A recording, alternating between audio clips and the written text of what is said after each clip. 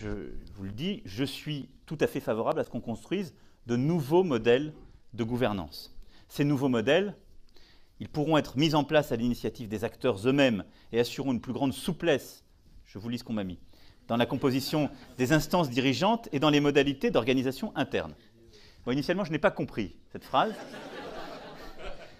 En gros, ça veut dire... Parce que moi, la relation que je veux instaurer avec vous, c'est plutôt une relation de clarté pour qu'on puisse agir efficacement. Le libéralisme politique et économique est une valeur de gauche.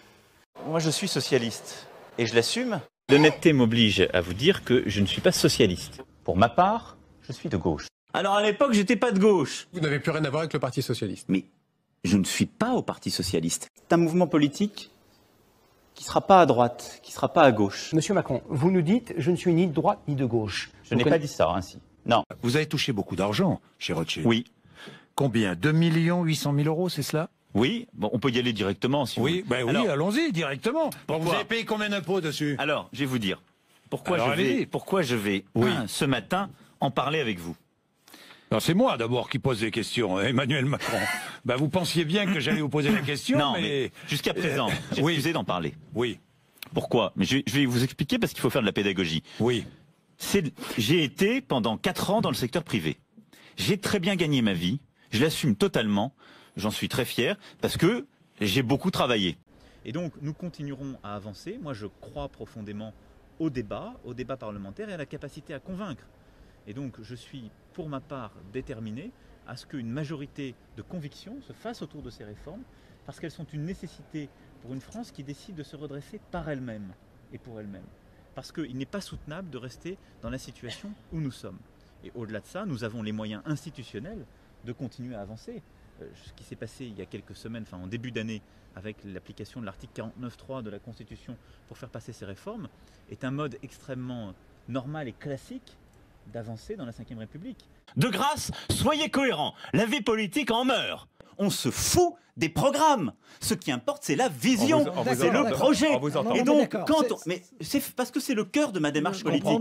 Il était sain dans un pays qu'en effet des jeunes aient cette ambition de pouvoir devenir milliardaires. Et la vie d'un entrepreneur, elle est bien souvent plus dure que celle d'un salarié. Faut jamais l'oublier, parce qu'il peut tout perdre, lui.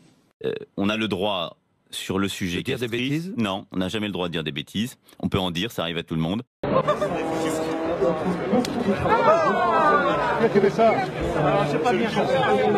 Pour ma part, je n'ai jamais eu dans mon cabinet un collaborateur s'occupant de ma circonscription. J'étais conseiller à l'époque, je suis donc solidaire de tout, ce serait trop facile. Par contre, avez même conseillé François Hollande pour la présidentielle de 2012. Hein, j'ai conseillé, comme je le dis souvent... Vous lui avez conseillé de lutter contre la finance. Oui, vous êtes amusant. À l'époque, je m'étais exprimé sur les 75%. On fait sourire, même moi aussi. Les gens savent très bien ce que j'en avais pensé. Ce qui se passe en Guyane, en effet, depuis plusieurs jours, est grave. C'est grave en raison des débordements. Et donc, mon premier mot est celui d'un appel au calme. Parce que je crois que bloquer les pistes d'aéroport, bloquer les décollages, parfois même bloquer le fonctionnement de l'île, ne peut être une réponse apportée à la situation. La meilleure façon de se payer un costard, c'est de travailler.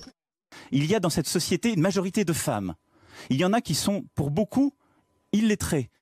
Je pense que si j'étais chômeur, je n'attendrais pas tout de l'autre. La conclusion, c'était d'en tirer les conclusions. Votre responsabilité, c'est d'aller partout en France pour le porter et pour gagner. Ce que je veux, c'est que vous, partout, vous alliez le faire gagner parce que c'est notre projet. Vive la République, vive la France.